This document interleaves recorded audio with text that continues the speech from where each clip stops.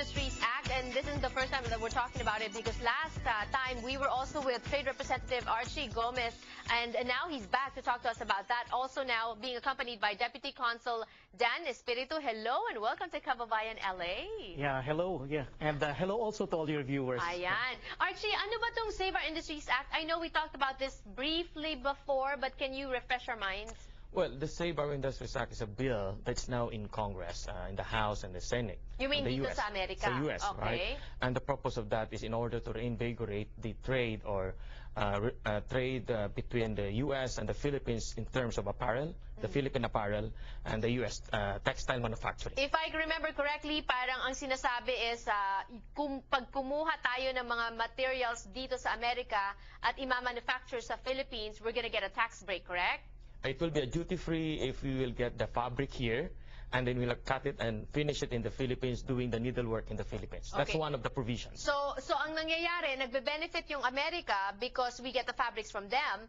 Nagbe-benefit ang Philippines because we are able to employ more in the Philippines, and then we get that tax break when we get here, when the products get here.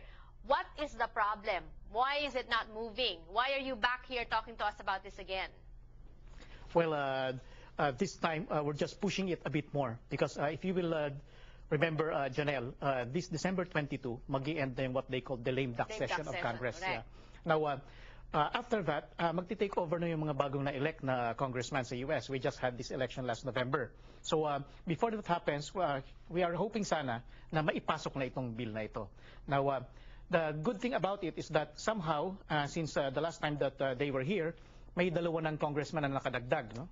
And then, but then we have to be in a hurry because if we have to reopen it again next time after the lame duck session with the next group of congressmen, we may have to start all over again with the campaign among them because you will have different congressmen there than the ones you have now. Okay, what is the problem? Why aren't there more U.S. Congress people and senators backing this Save Our Industries Act? Ayaw nila. Not hindi ayaw nila, but we need to understand also that they have some priority bills. And I do understand that they are now so focused on an extension of the unemployment, the tax cuts, the DREAM Act, The so on DREAM and so Act forth. is just passed. Yes, and so on and so forth. And so what we need to ask our people is to push more, send letter. We were doing that actually. There are a lot of people that are helping us, like Glenn Baroga of San Diego, M. Salinas Roberts here in LA, Para Anderson, or the Chamber of Commerce that we're working on the organization.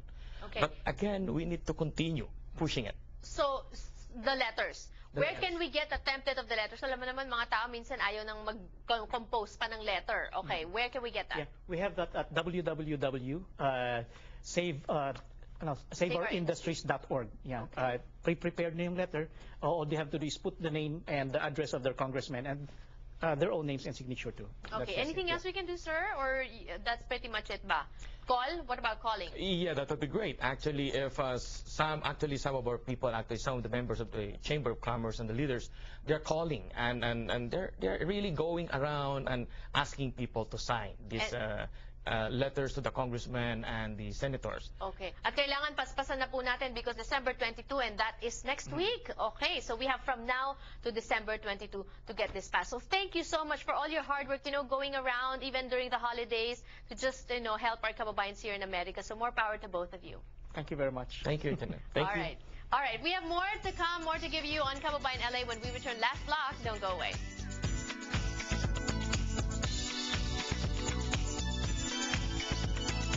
Kababayan LA ay hatid sa inyo ng McDonald's at ang mga bagong McCafe Espresso drinks. McDonald's na ba ang inyong bagong coffee house? Ang mga bagong McCafe Espresso drinks ay mabilis, masarap at mas mura